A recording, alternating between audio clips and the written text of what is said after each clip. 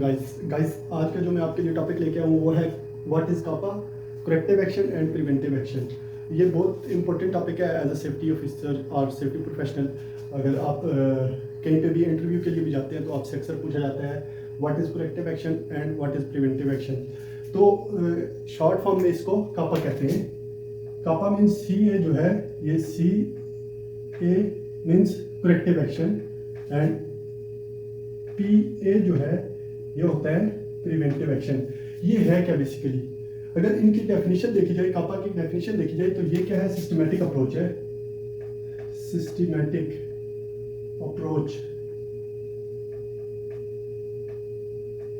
Systematic approach है कि हमारी वर्क साइट पे या वर्क प्लेस पे कोई भी एक्सीडेंट या इंसिडेंट होता है तो हम उसको प्रिवेंट कैसे करते हैं, उसके रूट काज जो है उसको एनालाइज कैसे करते हैं, रूट काज जो है उनको आइडेंटिफाई कैसे करते हैं ताकि हमारी साइट पे कोई भी एक्सीडेंट इंसिडेंट ना हो। तो अगर देखा जाए करेक्टिव एक्शन को, तो करेक्टिव एक्शन क्या है, ये एक रिएक्टिव अप्रोच है। Reactive approach, reactive approach means कि कोई भी हमारी साइट पे एक्सीडेंट इंसिडेंट हो जाता है तो उसके बाद जो हम कंट्रोल मेजर्स लेते हैं वो करेक्टिव एक्शंस में आते हैं। इसके मैं आपको एग्जांपल भी दूंगा एक, होपफुली अगर आप पूरी वीडियो देखते हैं तो आपका कंसेप्ट आज बिल्कुल क्लियर हो जाएगा कापे के करेक्टिव एक्शन और प्रिवेंटिव एक्शन से रिलेटेड। अभी ये क्या है, प्रोएक्टिव रिएक्टिव अप्रोच है जो करेक्टिव एक्शन है, और प्रिवेंटिव एक्शन क्या है, ये प्रोएक्टिव अप्रोच है। Proactive approach.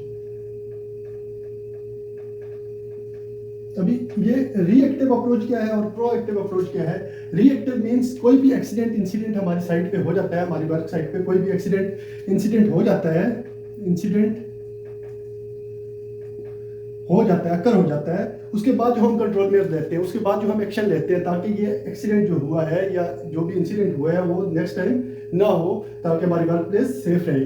तो इसलिए जो एक्सीडेंट इंसिडेंट होने के बाद हम कोई भी कंट्रोल में लेते हैं उसको करेक्टिव एक्शन कहते हैं। और इसी तरह हम हमारी वर्क साइट पे कोई भी एक्टिविटी चल रही है, कोई भी वर्क हो रहा है तो हम उस पर क्या करते हैं, प्रोएक्टिव अप्रोच लेते हैं। प्रोएक्टिव मीन्स कि ताकि कोई भी एक्सीडेंट इंसिडेंट हो ना, जो पोटेंशियल काजेस हैं हम उनको पहले ही आइडेंटिफाई कर लें कि ये एक्टिविटी चल रही है, वेल्डिंग कटिंग है या वर्क एट हाइट है, कोई भी एक्टिविटी चल रही है तो हम उससे रिलेटेड पहले proper risk assessment, inspections, each and everything हम पहले से रेडी करते हैं ताकि जो भी पोटेंशियल काजेस होते हैं हम उनको आइडेंटिफाई करके उस पर पहले से कंट्रोल में प्रोवाइड कर देते हैं, इम्प्लीमेंट करवाते हैं। तो वो प्रिवेंटिव एक्शन में आता है, प्रोएक्टिव अप्रोच में है।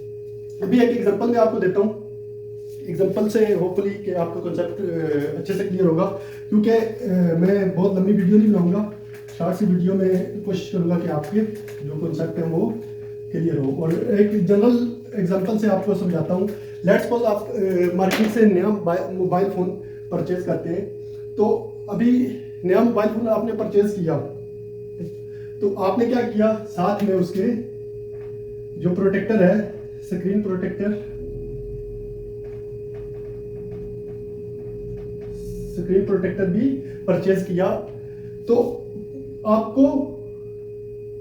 आपने क्या किया, प्रोएक्टिव अप्रोच की कि मे बी इन फ्यूचर आपका मोबाइल फोन गिर जाता है तो वो उसकी स्क्रीन डैमेज हो सकती है, वो डैमेज हो सकता है, तो आपने क्या किया, उस पर प्रिवेंटिव एक्शन अप्लाई कर दिया, प्रोएक्टिव अप्रोच की, ताकि हमारी मोबाइल अगर लेट्स सपोज कल को फॉल्ट होती है या गिरती है तो हमारी मोबाइल फोन बच सके।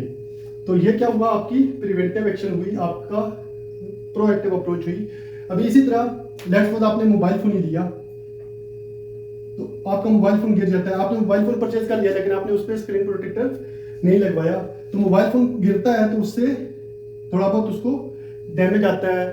तो उसके बाद आप जब डैमेज हो जाती है, इंसिडेंट हो गया, उसके बाद आपको फील हुआ, आपने रियलाइज किया कि मुझे स्क्रीन प्रोटेक्टर लगवाना चाहिए ताकि अगर नेक्स्ट टाइम कोई भी मोबाइल, अगर मेरा मोबाइल गिरता है या कोई भी इस तरह का इंसिडेंट होता है ताकि नुकसान ना हो। तो ये क्या होगा, करेक्टिव एक्शन होगा। तो इन दोनों चीज़ों का बुनियादी मकसद क्या होता है कि हमारी वर्क साइट पे, अगर वर्क साइट पे इस एग्जांपल को अप्लाई करते हैं, लेट्स सपोज आप कोई भी सब स्टैंडर्ड पीपीज यूज़ कर रहे हैं या परचेज करके ले आते हैं या आपके वर्कर यूज़ कर रहे हैं, तो आपने क्या किया, उसको इग्नोर कर दिया, तो उससे क्या होगा कि कोई एक्सीडेंट इंसिडेंट हो जाता है, उसके बाद आपको रियलाइज़ होता है ये एक्सीडेंट इंसिडेंट हो गया, तो उसके बाद आप सब स्टैंडर्ड जो इक्विपमेंट है या सब स्टैंडर्ड पीपीज हैं आप उनको अलाउ नहीं करते वेबसाइट पे, ताकि ये एक्सीडेंट इंसिडेंट दोबारा ना हो, ताकि हमारे वर्कफोर्स को कोई भी इंजरी ना है उस एक्सीडेंट से। तो क्या होगा, ये आपकी करेक्टिव अप्रोच होगी, रिएक्टिव अप्रोच होगी, करेक्टिव एक्शन होगा उस चीज़ पे। एक एक्सीडेंट इंसिडेंट होने के बाद जो आप चीज़ अप्लाई कर रहे हैं वो करेक्टिव एक्शन में आएगा।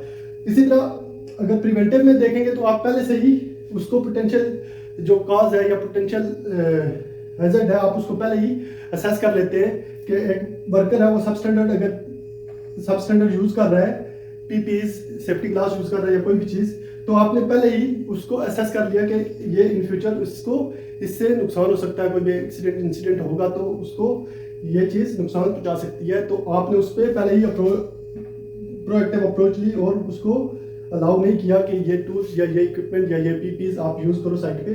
तो ये आपकी प्रिवेंटिव एक्शन होगी या प्रोएक्टिव अप्रोच होगी। तो गाइज ये था आज का मेरा टॉपिक।